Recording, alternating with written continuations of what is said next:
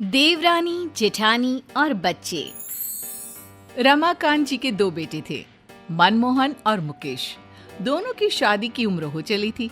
अब वो भी अपनी जिम्मेदारी से मुक्त होना चाहते थे। देखिए जी, हमारे जात बिरादरी में ऐसे ही लड़कियों का अकाल पड़ गया है। 24-24 साल के बच्चे शादी कर ले रहे हैं और हमारे बेटे 30 पार करने को है। अब उनकी शादी होगी नहीं तो कुंवारे डोलते फिरेंगे पूरी जिंदगी। अरे तो मैं कौन सा हाथ पे हाथ धरे बैठा हूँ, ढूंढी तो रहा हूँ लड़की, पर तुम्हारे बेटे हैं, इनको कोई रास ही नहीं आती। तभी दोनों भाई दुकान जाने के लिए निकलते हैं। लो आगे लाड साहब आपके। अरे नहीं करनी शादी तो ऐसे बोल दो, इस बूढ़े की किस्मत में पोते पोतियों का सुख भी नहीं है क्या? क्या फायदा शादी करके पापा, अंकुर कोई देख लीजिए, कौन सा सुखी है। रोज अपनी बीवी के डंडे खाता है वो। और वो अनुज, अरे भगवान ऐसे दिन किसी को ना दिखाए, रोज क्लेश होता है उसके घर में। यही तुम लोगों के डायलॉग सुन सुनकर मैं 60 की हो चली। अब मुझसे काम नहीं होता। अरे एक समय के बाद सबको साथी की जरूरत होती है बेटा। देखिए जी, इनका तो चलता रहेगा, आप लड़की फाइनल कीजिए बस।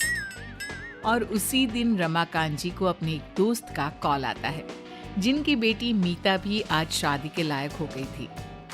सह परिवार सब मीता को देखने जाते हैं। बताओ बेटी, अपने बारे में सबको बताओ, अपना परिचय दो। मेरा परिचय तो मेरा परिवार ही है। पहले मायका था, अब ससुराल होगा।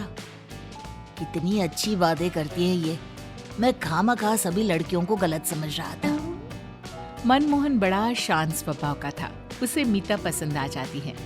मीता के साथ ही उसकी नटखट सी सहेली प्रीता भी खड़ी थी, जिस पर से मनोज की नजरें हटी नहीं रही थी। ठाकुर जी की रहमत देखो, लगता है आज दो बहुएं यहीं से लेकर जाएंगे। मीता और प्रीता की शादी मनमोहन और मनोज से हो जाती है और दोनों सहेलियां बहू बनकर रमा निवास में आ जाती है सुबह सुबह। अरे प्रीता, तुझे तो 9 बजे उठने की आदत है ना, अभी क्यों उठ गई? मैं हूं ना, तू जा, मैं नाश्ता बनाती हूँ। तू क्या खाएगी?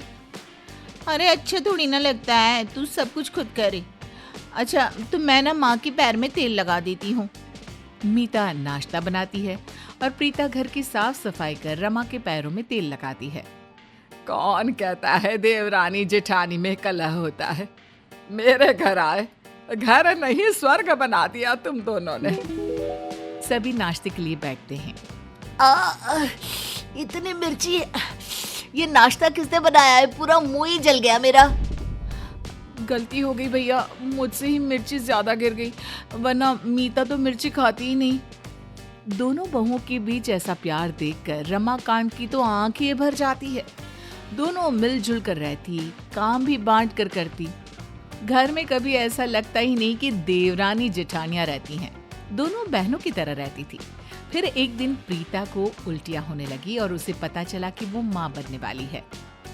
मीता, मैं माँ बनने वाली हूँ। आज भगवान ने सारी खुशियाँ मेरी झोली में डाल दी। हाँ, तुम आराम करो। अपनी देवरानी के माँ बनने की खुशी मीता को खटक जाती है। घर में बड़ी बहू के होते हुए भी घर को वारिश छोटी बहू देने वाली थी। मीता का मन खट्टा हो चुका था, पर किसी को इसकी खबर लगती उसके पहले ही मीता को पता चलता है कि वो भी माँ बनने वाली है और कुछ दिनों में दोनों एक एक बेटे को जन्म देती है। खाना भी मैं बनाऊं, बच्चे को भी मैं संभालूं, सबने सर पर चढ़ा रखा है प्रीता को। अरे बच्चा तो मुझे भी हुआ है, मुझे भी तो संभालना होगा ना अपने बच्चे को। अरे तुम्हारा बच्चा तो साल भर का होने आया, मेरा तो अभी पैदा हुआ है। 40 दिन तो ऐसे में दुश्मन भी बख्श देते हैं। देख लीजिए माँ जी, मेरे बच्चे के दिन गिन रही है। कितनी गिर गई हो तुम मीता। अरे अब बहुत हुआ, तुम दोनों भी हद कर रही हो। मैं हूँ, तुम्हारे ससुर जी हैं, हम देख लेंगे बच्चों को। तुम लोगों को जो मर्जी करो, पर घर का माहौल मत बिगाड़ो। बच्चे अब स्कूल जाने लायक हो जाते हैं। सभी मिलकर ये तय करते हैं कि मीता रसोई संभालेगी और प्रीता बच्चों और सास ससुर को। एक दिन खेल खेल में संजू मोनू को मार देता है।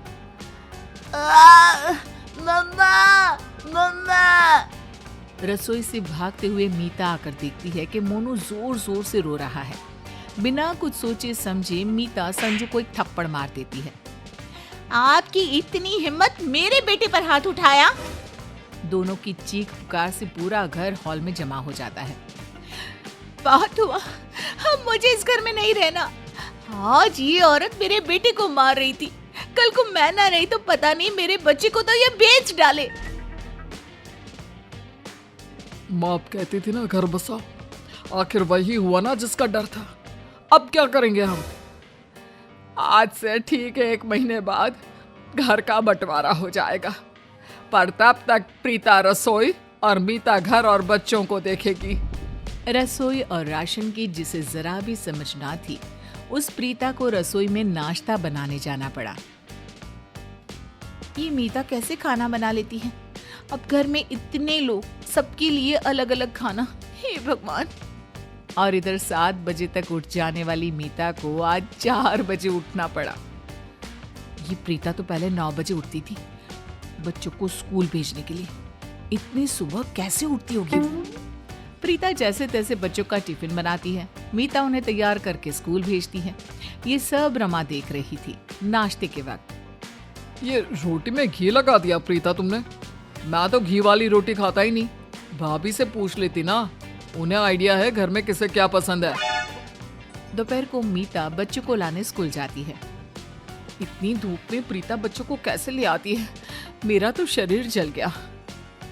घर लाने के बाद वो दोनों को खाना खिलाने की कोशिश करती है, पर दोनों इधर उधर भागते ही रहते हैं और इसी में मोहन के पैर से उलझकर संजू गिर जाता है। दोनों बच्चों की रोने की आवाज सुनकर सब भागते हुए वहां आते हैं। लगता है 1 महीना नहीं, 1 दिन में ही बंटवारा करना पड़ेगा। नहीं नहीं माँ जी, मैं सब समझ गई हूँ। और मैं भी माँ जी। हम दोनों से गलती हो गई। बच्चों के मुंह में हम इतने अंधे हो गए कि छोटी छोटी बातों में लड़ने झगड़ने लगे।